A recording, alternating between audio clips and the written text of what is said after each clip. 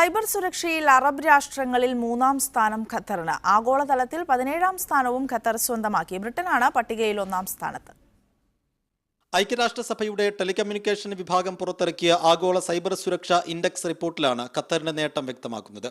Cyber സുരക്ഷയിൽ Arab മേഖലയിൽ 3-ാം സ്ഥാനത്താണ് ഖത്തർ. ആഗോളതലത്തിൽ 17-ാം സ്ഥാനവും ഖത്തർ സ്വന്തമാക്കിയിട്ടുണ്ട്. കഴിഞ്ഞ വർഷത്തെ അപേക്ഷിച്ച് 25 സ്ഥാനങ്ങൾ മെച്ചപ്പെടുത്തിയാണ് ഖത്തർ 17-ലെത്തിയത്. 175 രാജ്യങ്ങളിലെ സൈബർ ഇടങ്ങൾ വിലയിരുത്തിയാണ് റിപ്പോർട്ട് തയ്യാറാക്കിയത്. രാജ്യത്തെ ജനങ്ങൾക്ക് ലഭിക്കുന്ന സുരക്ഷിതവും കാര്യക്ഷമവുമായ ടെലികമ്മ്യൂണിക്കേഷൻ സൗകര്യങ്ങൾ വിലയിരുത്തിയാണ് ഖത്തറിന് റാങ്ക് ഇട്ടത്.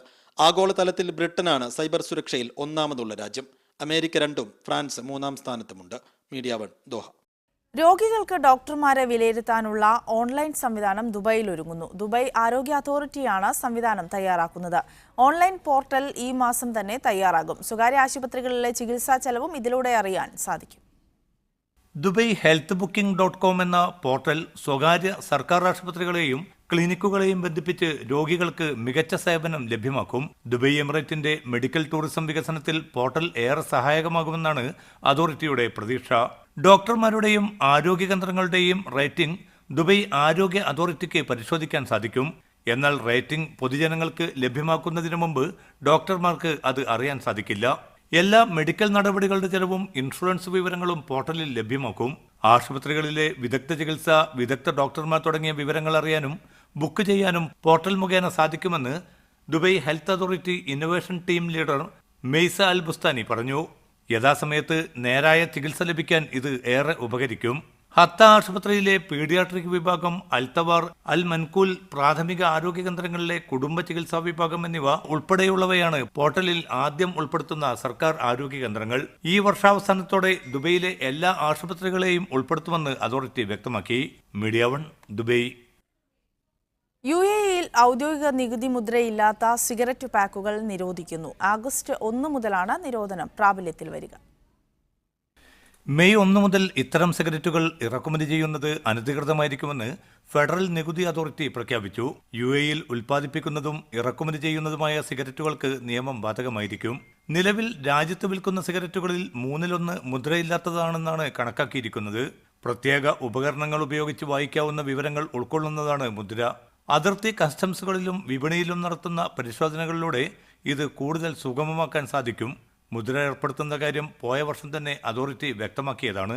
മെച്ചപ്പെട്ട ആരോഗ്യം ഉറപ്പുവരുത്തുക എന്ന ലക്ഷ്യത്തോടെ പുകവലി താൽപര്യം ആളുകളിൽ കുറച്ചുകൊണ്ടുവരാൻ കാര്യക്ഷമ നടപടികളാണ് UAE ഇപ്പോൾ സ്വീകരിച്ചു വരുന്നത്. പുകവലി ഉൽപ്പന്നങ്ങൾക്ക് നിരക്ക് വർധന ഏർപ്പെടുത്തിയതും ഗുണപരമായ മാറ്റം രൂപപ്പെടുത്തിയിട്ടുണ്ടെന്നാണ് അധികൃതരുടെ വിലയിരുത്തൽ. Media 1 Dubai.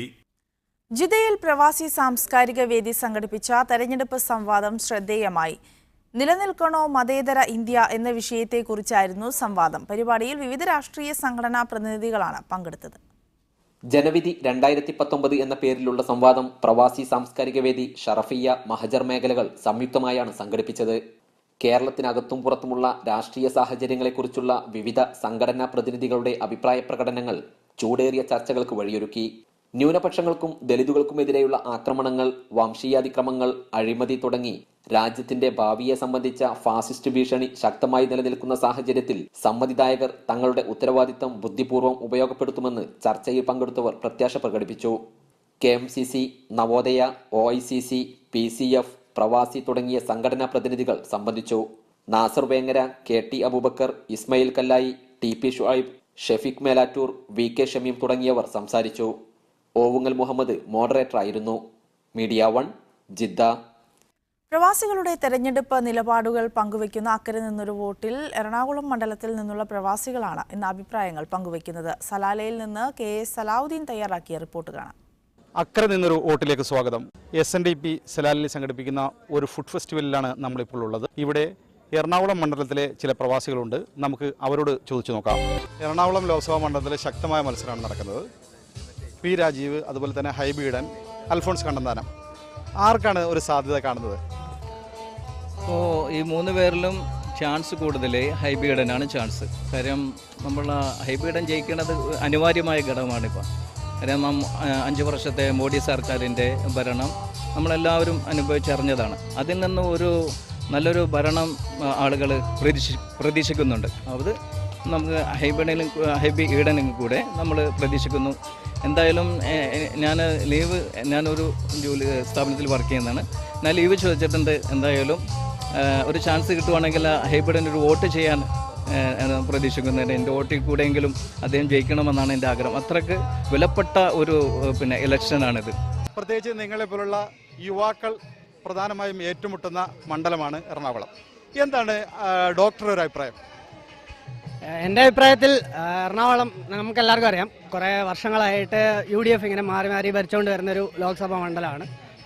പിന്നെ നോക്കുവാണെങ്കിൽ അങ്ങനെ ഒരു പറയത്തക്ക ഒരു മാറ്റം വന്നിട്ടുണ്ടോ എന്നുള്ളത് ഒരു ചോദ്യചിഹ്നമായി കിടക്കുന്ന കാര്യമാണ്. അപ്പോൾ അങ്ങനെ ഈ സാഹചര്യത്തിൽ എൻ്റെ അഭിപ്രായം പറയുകയാണെങ്കിൽ നമ്മുടെ K. രാജീവ് P. രാജീവ് പുള്ളിയുടെ ഒരു വിഷൻ എന്ന് പറയുന്നത് ഭയങ്കര ഒരു നല്ലതാണ്. കക്ഷി രാഷ്ട്രീയ ഭേദമില്ലാതെ പുള്ളി എല്ലാവർക്കും വേണ്ടി പ്രവർത്തിക്കുന്നതും അതുപോലെ ചിന്തിക്കുന്ന ഒരാളാണ്. ഞാൻ വിചാരിക്കുന്ന യങ്സ്റ്റേഴ്സിന് പുള്ളി കുറച്ചും കൂടെ ഹെൽപ്ഫുൾ ആയിട്ടുള്ള കാര്യങ്ങൾ ചെയ്യുമെന്ന് പ്രതീക്ഷിക്കുന്നു. ഇതെല്ലാം ഒരു ഇൻഡിവിജ്വലായിട്ട് തിങ്ക് ചെയ്തിട്ട് ഉള്ളവർ വോട്ട് ചെയ്യുകയാണെങ്കിൽ, എസ്പെഷ്യലി എറണാകുളം പോലെ അഡ്വാൻസ് ആയിട്ട് എഡ്യൂക്കേറ്റഡ് ആയിട്ടുള്ള ആൾക്കാരെല്ലാം കൂടെ ചിന്തിച്ച് ചെയ്യുകയാണെങ്കിൽ അവർ ഉറപ്പായിട്ടും രാജീവിനെ വിജയിപ്പിക്കുമെന്ന് ഞാൻ പ്രതീക്ഷിക്കുന്നു. ഇന്ത്യൻ രാഷ്ട്രീയ സാഹചര്യത്തിൽ ഏറ്റവും നല്ല ഭൂരിപക്ഷം കോൺഗ്രസിന് കിട്ടണമെന്നാണ് എൻ്റെ അഭിപ്രായം. തുടർച്ചയായിട്ട് അവിടെ കോൺഗ്രസ്സാണ് വിജയിച്ചു പോകുന്നത്. ഇനി തുടർച്ചയായിട്ട് ഉള്ള ഭൂരിപക്ഷത്തേക്കാൾ കൂടുതൽ ഭൂരിപക്ഷം കിട്ടുമെന്നാണ് എൻ്റെ അഭിപ്രായം. പ്രമുഖ യുവനേതാക്കളാണ് ഇവിടെ ഏറ്റുമുട്ടുന്നത്. UDF മണ്ഡലമായ ഇവിടെ LDFിൻ്റെ അട്ടിമറി സാധ്യത എത്രമാത്രം? കാത്തിരുന്നു കാണാം. ക്യാമറ പേഴ്സൺ അർഷദിനൊപ്പം K. Salahuddin, media 1 Salalah. Kanthapuram AP Abubakar മുസ്ലിയാർക്ക് UAE-യിലെ പ്രവാസി സമൂഹം നൽകുന്ന പൗരസ്വീകരണം April 19 Abu Dhabi city golf club മൈതാനിയിൽ നടക്കും. സ്വീകരണ ചടങ്ങിൽ നിരവധി പ്രമുഖരാണ് പങ്കെടുക്കുമെന്ന് സംഘാടകർ അബുദാബിയിൽ അറിയിച്ചു. വാർത്താസമ്മേളനത്തിൽ ഡോക്ടർ മുഹമ്മദ് ഖാസിം, അബ്ദുറഹ്മാൻ അബ്ദുള്ള ഹാജി, ഷെരീഫ് കാരശ്ശേരി, ഉസ്മാൻ സഖാഫി തിരുവത്ര തുടങ്ങിയവർ പങ്കെടുത്തു. ദമാം മാഡ്രിഡ് FC പുതിയ സീസണിലേക്കുള്ള ജേഴ്സി പ്രകാശനം ചെയ്തു. നിഹാദ, ഷറഫുദ്ദീൻ, മൂസ എന്നിവർ ചേർന്നാണ് പ്രകാശനം നിർവഹിച്ചത്. ഷഫീർ മണലൊടി, ഷുക്കൂർ ആളുങ്ങൽ, ജാബിർ, നൌഫൽ, ഹാരിസ്, അക്ബർ എന്നിവർ നേതൃത്വം നൽകി. ദോഹ ഫനാർ സംഘടിപ്പിക്കുന്ന 4ാമത് വെളിച്ചം കുടുംബസംഗമം ഏപ്രിൽ 19 ദോഹ ആസ്പെയർ സോണിൽ നടക്കും. ഡോക്ടർ ഹുസൈൻ മടവൂർ, MM അക്ബർ തുടങ്ങിയവർ വിവിധ സെഷനുകളിലായി സംസാരിക്കും. പ്രബുദ്ധ യൗവനം പ്രകാശിത സമൂഹം എന്ന പ്രമേയത്തിലാണ് ഫനാർ ദോഹയിൽ വെളിച്ചം കുടുംബസംഗമം സംഘടിപ്പിക്കുന്നത്. കുട്ടികൾക്കായുള്ള ചിത്രരചന, ഖുർആൻ പാരായണ മത്സരങ്ങൾ, യുവജന സംഗമം, വനിതാ സംഗമം, പൊതുസമ്മേളനം തുടങ്ങിയവയാണ് നടക്കുക. സമ്മേളനത്തിന്റെ 1ാം സെഷനിൽ ഹാഫിദ് അബ്ദുള്ള തിരൂർക്കാടും 2ാം സെഷനിൽ NV സക്കരിയ മൗലവിയും 3ാം സെഷനിൽ MM അക്ബറും സംസാരിക്കും. പൊതുസമ്മേളനത്തിൽ ഡോക്ടർ ഹുസൈൻ മടവൂർ, ഉനൈസ് പാപ്പിനിശ്ശേരി, ഡോക്ടർ അബ്ദുൽ അഹമ്മദ് മദനി എന്നിവരും, കുടുംബസംഗമത്തിൽ ഷമീമ ഇസ്ലാഹിയ, ആയിഷ ചെറുമുക്ക് തുടങ്ങിയവരും സംസാരിക്കും. ബാലവെളിച്ചം ലൈറ്റ് യൂത്ത് വിംഗ് പ്രചാരണവും സമ്മേളനത്തിൽ വെച്ച് നടക്കും. വെളിച്ചം മൊഡ്യൂൾ പരീക്ഷയിൽ 100% മാർക്ക് നേടിയവരിൽ നിന്നും നറുക്കെടുപ്പിലൂടെ അർഹരായവർക്കുള്ള സമ്മാന വിതരണവും ചടങ്ങിൽ വെച്ച് നടക്കും.